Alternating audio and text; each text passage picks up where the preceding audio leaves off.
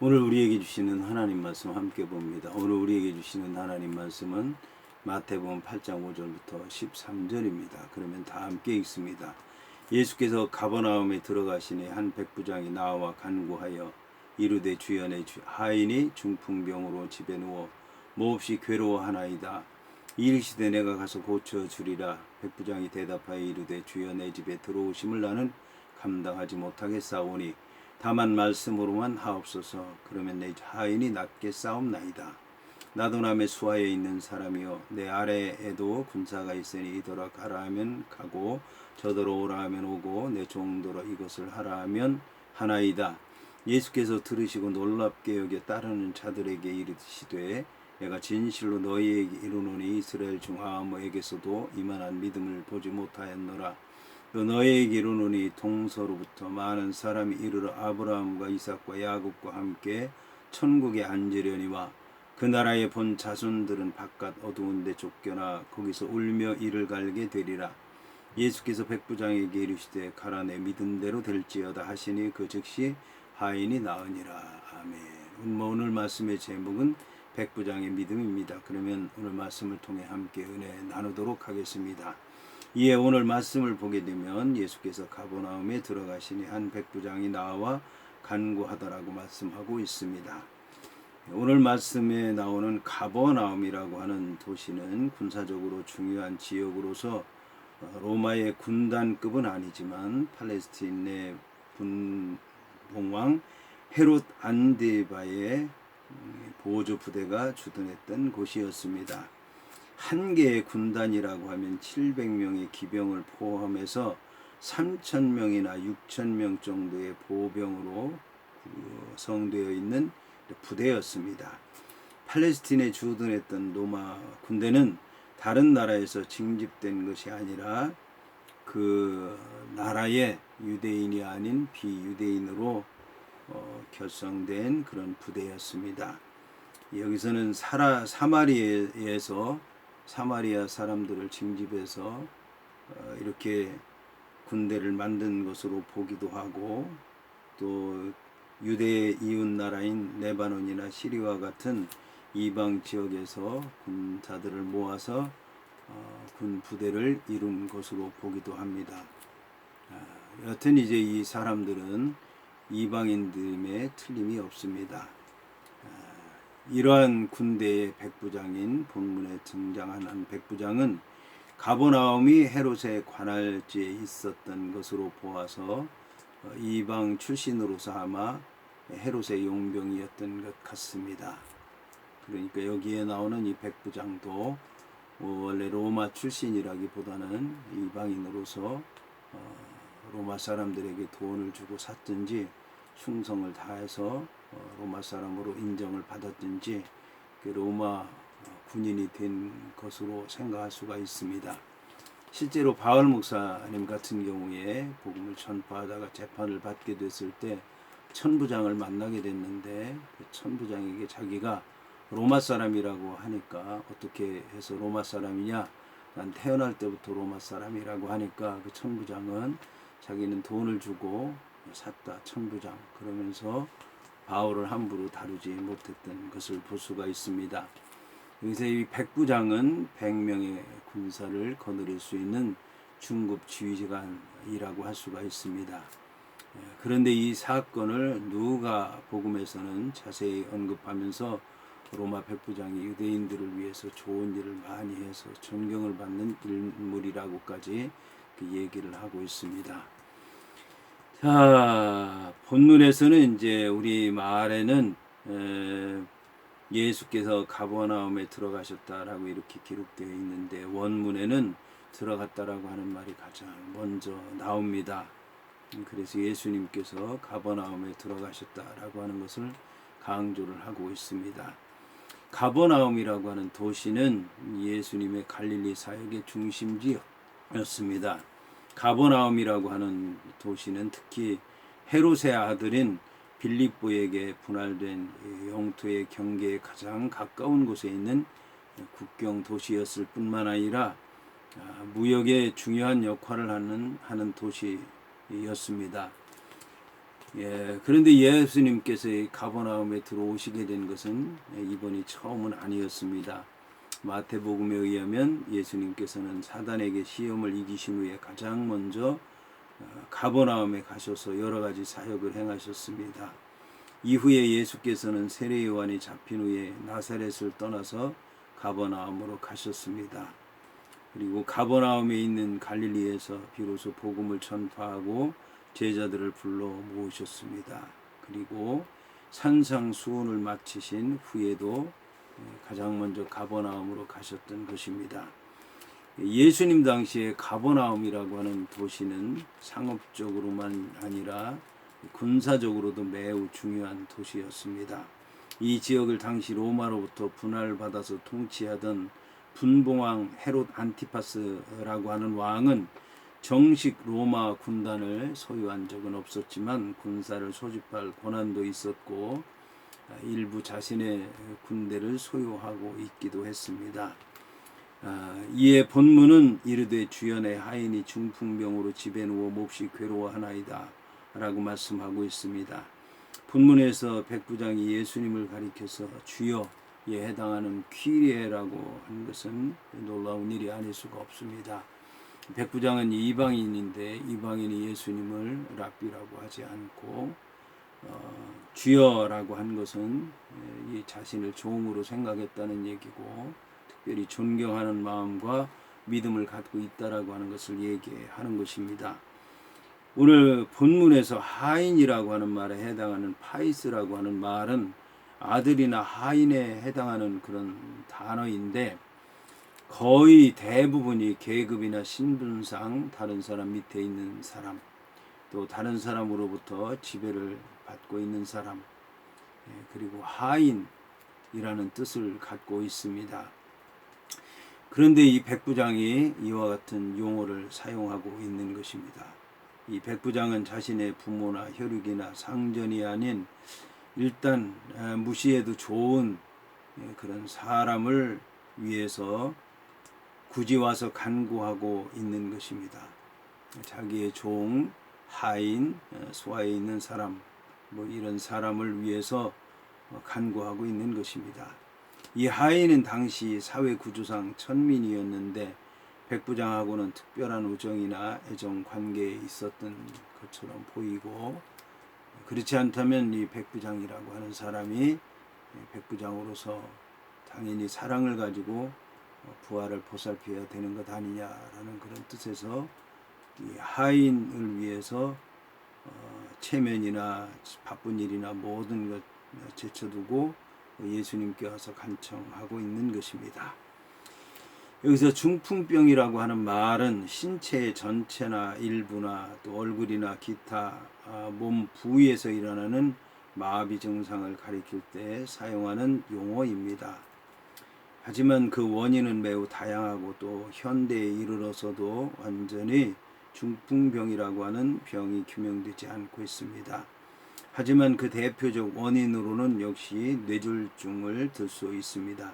뇌졸중이라고 하는 병은 뇌의 작은 동맥들이 파열되어서 뇌 속에서 출혈이 일어나는 경우, 뇌출혈이죠. 뇌 속에서 혼탁한 핏덩어리가 뭉쳐져서 혈액의 순환이 막히는 경우, 동맥경화죠. 뇌경색, 뇌졸중이죠. 발작이 일어나고 혼수 상태에 빠지는 것, 이런 증상이 있습니다. 자, 이런 발작과 혼수 상태가 발생되는 경우에 생명을 잃을 수도 있고, 또 혼수 상태에서 깨어난 후에라도 신체의 반을 사용할 수 없는 반신불수에 빠지게 되는 경우가 많습니다. 이 중풍병은 나병만큼 심각한 것은 아니었지만 나병보다 훨씬 더 광범위하게 일어나는 병으로서 당시에는 기적이 아니면 고칠 수 없는 병으로 간주되었습니다. 여기서 예수님께서는 이르시되 내가 가서 고쳐주리라고 말씀하고 있습니다. 여기서 고쳐주리라고 하는 말의 원어 데라퓨소, 테라피라고 하죠. 데라퓨소는 한글 개역 개정 성경대로 미래 서술문으로 볼 수도 있지만 내가 가서 고쳐주랴 라고 하는 말로도 볼 수가 있습니다. 내가 가서 고쳐주랴 라고 하는 뜻으로 해석을 하면 유대인인 내가 꼭 가서 로마 군사의 그 신하를 고쳐줘야 된다는 말이냐 라고 하는 의미를 지닐 수 있습니다. 이런 경우에는 예수님께서 백부장의 믿음을 시험한 것으로 볼 수가 있습니다. 본문에서는 놀랍게도 나라고 하는 에고에, 나에 해당하는 에고라고 하는 말이 사용되었다라고 하는 것입니다. 에고라고, 나에 해당하는 에고라고 하는 말은 이제 이 병을 고쳐주는 주체가 나, 예수라고 하는 것을 강조하는 것입니다. 이러한 표현을 통해서 예수님께서는 자신이 다른 인격의 권위나 능력을 빌려서 병을 고치는 것이 아니라 예수 자신의 이름의 권세로 병을 고칠 수 있는 이제 유일한 하나님이시라고 하는 것을 드러낸 것입니다. 이는 바로 앞에 기록된 1절부터 4절까지의 말씀에서 유대인 나병 환자를 고치신 말씀에서는 예수님께서 나에 해당하는 에고라고 하는 단어를 굳이 사용하지 않으셨는데 본문에서는 사용하고 있다는 것 놀랍습니다. 한편 예수님의 치유 기적 장면을 보게 되면 주로 병자들이 예수께 찾아오거나 예수님의 말씀을 전달받음으로 하여 치유되었지, 예수님께서 내가 가보겠다, 가서 고쳐주겠다, 방문하겠다라고 제안한 것은 거의 없습니다. 그럼에도 불구하고 예수님께서 굳이 가시겠다고 말씀하는 것입니다. 무슨 이유에서일까요? 여기 백부장은 헤롯의 용병으로서 그의 혈통적 배경은 로마인이 아닌 이방인일 수 있습니다. 심지어는 유대인 출신이었는지도 모르는데, 자, 이 사도행전에 보게 되면 이방인으로서 돈을 주고 로마인의 신분을 산 사람도 있었기 때문입니다. 그러나 그는 일단 로마 식민 체제의 하수인이라고 하는 점에서 로마인으로 볼 수 있을 것입니다. 그 당시 지배를 받고 있던 유대인은 점령자인 로마인을 착취자나 종교적 이방인이라고 경멸했고, 로마인은 유대인을 편협하고 위험한 피지배자로 멸시했습니다. 그러나 로마의 백부장이 로마 사람이 아닌 자신의 신하를 사랑하는 마음으로 고치려고 하고 이방인인 예수를 찾아왔기 때문에 예수님께서도 로마의 백부장을 찾아가려고 하셨던 것 같습니다. 이처럼 예수님께서는 상대에 대한 편견과 증오의 벽을 절대적인 사랑과 의로서 허물어 버리려고 한 것입니다. 이와 함께 예수님께서는 자신의 구원 사역이 유대인을 넘어서 세계 만민을 위한 것이라고 하는 것을 보여주려고 하셨던 것입니다. 예수님께서 병자에게 가시고자 했던 것이 아니었다고 할 수도 있겠지만, 예수님께서는 방문함으로써 이방인에 대한 관심과 사랑, 또 치유를 하시려고 했던 것입니다. 이에 백부장이 대답하여 이르되 주여 내 집에 들어오심을 나는 감당하지 못하겠사오니 다만 말씀으로만 하옵소서. 그러면 내 하인이 낫겠사옵니다 라고 얘기를 했습니다.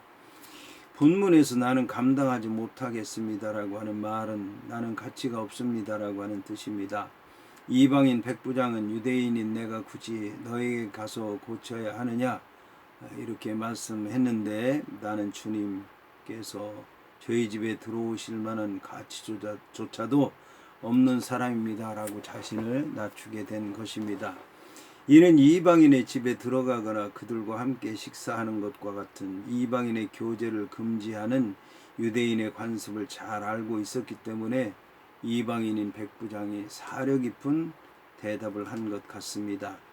여기서 사용하고 있는 감당하지 못한다라고 하는 말은 영적으로 도덕적으로 충족하지 못한 것을 얘기하는 것으로서 권위 있는 대상에 대해서 인간이 스스로가 무가치하다라고 하는 것을 고백할 때 사용하는 말입니다.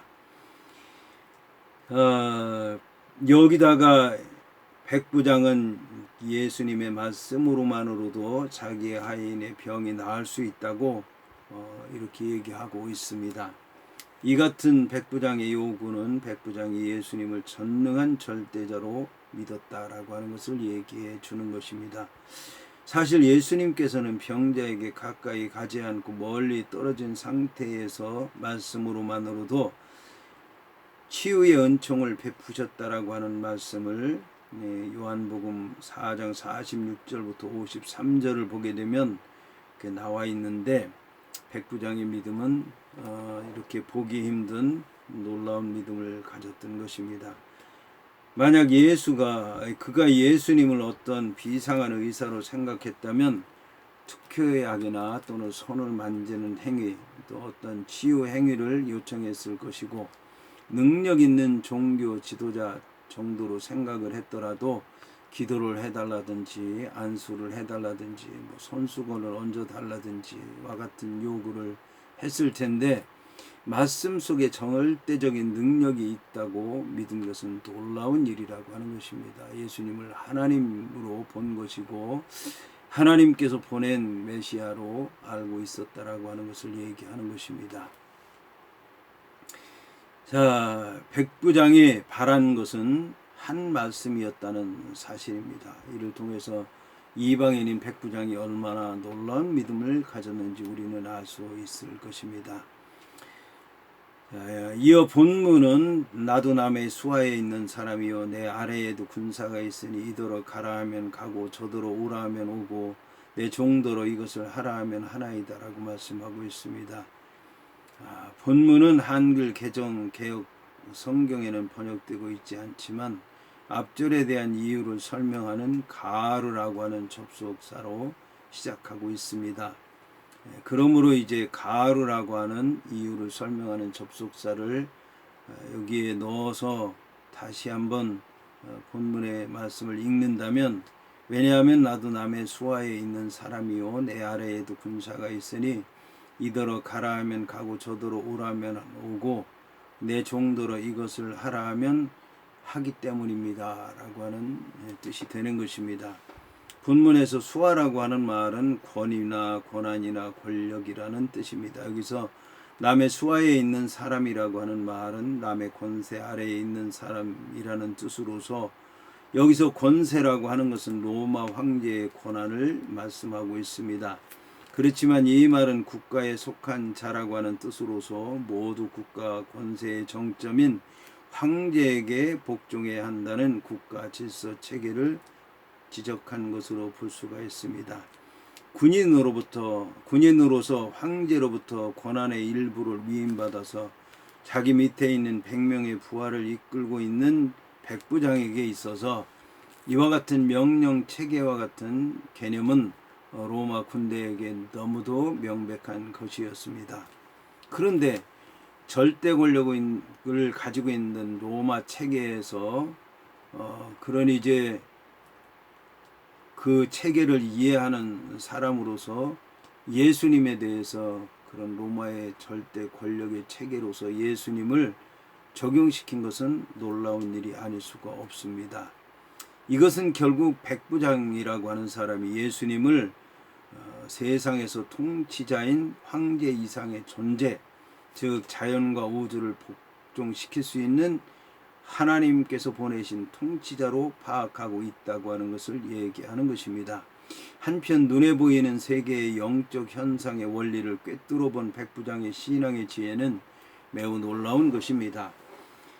여기서 예수님께서는 들으시고 놀랍게 여겨 따르는 자들에게 내가 진실로 너희에게 이르노니 이스라엘 중 아무에게서도 이만한 믿음을 보지 못했다고 말씀하셨습니다. 본문에서 예수님께서 들으시고 놀랍게 여기셨다라고 하는 말씀은 이방인 백부장의 믿음이 얼마나 놀라운 것이었는지 매우 잘 나타나 있습니다. 한편 이방인의 놀라운 믿음과 유대인들의 믿음이 없는 것에 대해서 비교한 오늘 말씀은 마태복음 여러 본문에서 반복해서 제시하는 내용 중에 하나로서 여러 군데에 나와 있습니다. 예수님께서 탄생하신 말씀을 하실 기사에서부터 가나안 여인의 청혼회까지 계속되고 있는 것입니다.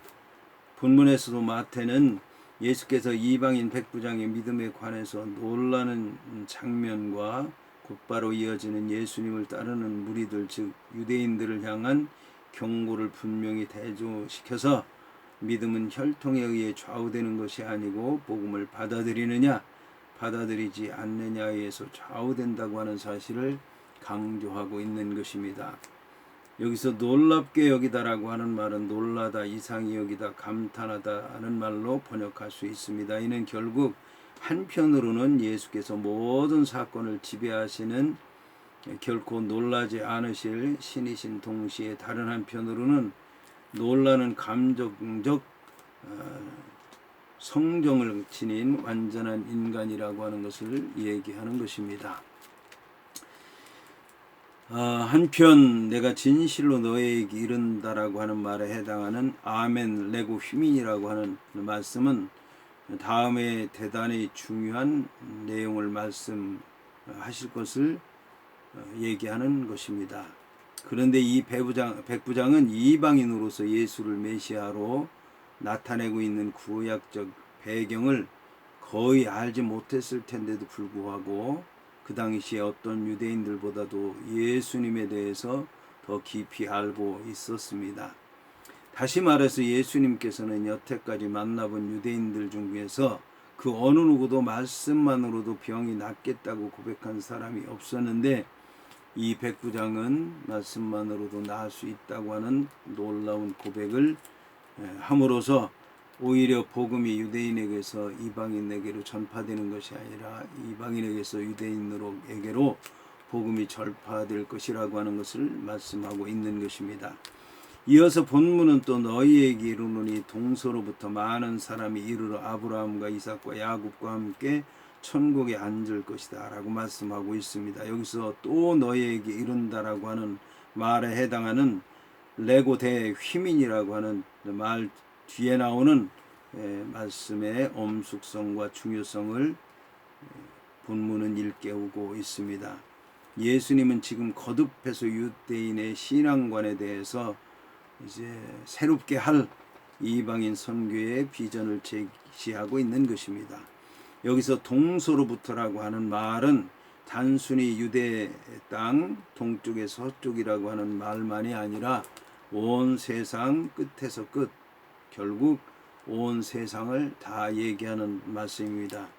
본문에서 아브라함과 함께 천국에 앉을 것이라고 말씀한 것은 온 세상 만민들에게 복음이 전파되어 복음을 믿고 구원받은 자들이 신앙의 조상들과 함께 천국잔치에 참여하게 될 것이라고 하는 말씀인 것입니다.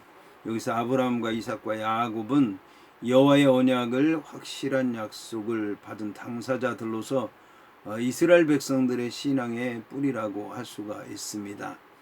이 세 이름 아브라함과 이삭과 야곱은 이스라엘 백성들의 여호와의 정통적인 신앙성을 강조할 때에 언급됩니다. 여기서 앉는다라고 하는 말은 기대어 눕는다라고 하는 뜻으로서 식사할 때 거의 눕다시피 식탁에 기대어 앉는 유대인들의 식사 예법에 대해서 말씀한 말씀입니다. 근데 여기서는 특별히 잔치상에 둘러 기대는 상태를 말씀하는 것입니다. 이 잔치는 메시아 왕국의 완성을 상징하는 메시아 잔치라고 할 수 있는데 이 개념은 구약 성경에서 나온 것입니다.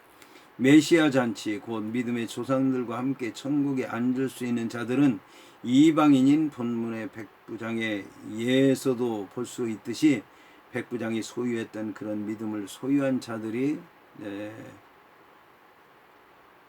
이런 복을 받을 수 있다는 것을 말하는 것입니다.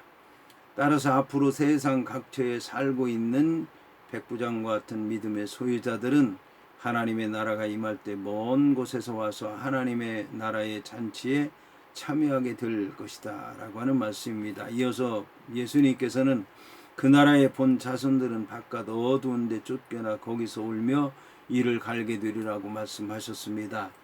본문의 나라의 본 자손들은 그 나라를 상속하게 된 자, 즉 나라에 대한 합법적인 상속권을 가진 자, 유대 민족을 가리키는 말입니다. 그런데 유대인들은 자기들은 아브라함의 자손들이라고 생각하고 있었기 때문에 당연히 천국에 속한 자들이라고 생각했습니다. 그러나 예수님께서는 유대인들과의 생각과는 정반대로 단순한 혈통적 순수성만으로 천국을 기업으로 얻을 수 없겠다는 말씀을 하시면서 본 나라의 자손들은 바깥 어두운 데 쫓겨날 것을 분명히 말씀하셨습니다. 여기서 바깥 어두운 데라고 하는 곳은 멸망의 장소, 곧 미래의 메시아의 잔치가 베풀어지는 곳 밖을 얘기하는 것입니다. 이와 동일한 내용이 사도행전의 베드로 후서에 보게 되면 베드로 사도는 불의한 자들을 위해서 캄캄한 어두움이 예비되었다고 말씀하고 있습니다. 마태복음 22장 13절을 보게 되면 하나님은 빛이시기 때문에 하나님이 계신 곳은 항상 밝은 곳인데 하나님이 없는 어두운 곳으로서 어둠의 권세인 사람이 지배하는 곳, 영영한 멸망이 있는 지옥이라고 얘기를 하고 있습니다. 결국 바깥 어두운 데라고 하는 곳은 이제 절대적인 소외와 영적인 절망, 그리고 종말론적인 죽음과 형벌, 지옥이 있는 곳을 가리키는 것입니다. 이와 함께 울며 이를 갈게 되리라고 하는 것은 지옥의 장면을 더욱 생생하고 무섭게 묘사한 표현으로서 운다라고 하는 말은 자기가 감당할 수 없는 고통, 절망 가운데서 부르짖는 것을 얘기하는 것이고, 이 일을 간다라고 하는 것은 깊은 바다와 같은 그런 이제 절망 가운데서 행하는 행동을 얘기하는 것입니다. 이와 같은 고통과 절망은 그들을 위해서 찾아온 메시아를 거절한 것에 대한 대가로서 그 누구도 위로할 수 없고 제거할 수 없는 영원한 눈물과 버려진 가운데서 당하는 고통을 얘기하고 있습니다. 자, 한편 예수님께서 말씀하신 11절과 12절의 두 구절들은 이방인들도 하나님의 약속에 참여하게 되리라고 하는 구약의 사상들을 생생하게 반영하고 있는데, 그 예를 들어보면 다음과 같습니다. 첫째, 이스라엘은 장차 온 땅에 동서남북으로부터 모여든 사람들로 구성될 것이라고 하는 것입니다. 둘째, 지구상의 어느 곳에 있는 사람이든지 여호와 하나님을 예배하게 될 것이라고 하는 말입니다. 셋째, 동서남북에 있는 많은 무리들이 예루살렘에 모여들 것이라는 말입니다. 이에 예수님께서는 백부장에게 이르시되 가라, 내 믿은 대로 될지어다 라고 이제 말씀하시니 그 즉시 하인이 나았다고 얘기를 하고 있습니다. 여기서 내 믿은 대로 될지어다 라고 하는 말씀과 관련해서 나병 환자를 고치실 때 주님은 깨끗함을 받으라고 하셨지만, 이번에는 내 믿은 대로 될지어다 라고 하는 말로서 백부장의 하인을 고쳐주셨습니다. 이 내 믿은 대로 될지어다 라고 하는 표현은 마태가 자주 사용한 말씀으로 중요한 뜻을 갖고 있습니다. 그런데 믿은 대로라고 하는 말은 해석하기에 따라서 다른 뜻이 나올 수가 있습니다. 첫째, 예수는 백부장의 믿음에 비례해서 기적을 행하셨다는 것입니다. 둘째, 하나님의 은혜는 무한하시지만 그 은혜는 인간 쪽에서 어떤 믿음을 가졌느냐라고 하는 믿음의 양에 따라서 주어진다라고 하는 것입니다. 셋째, 본문의 기적은 백부장의 믿음 때문이었다라고 하는 말씀입니다.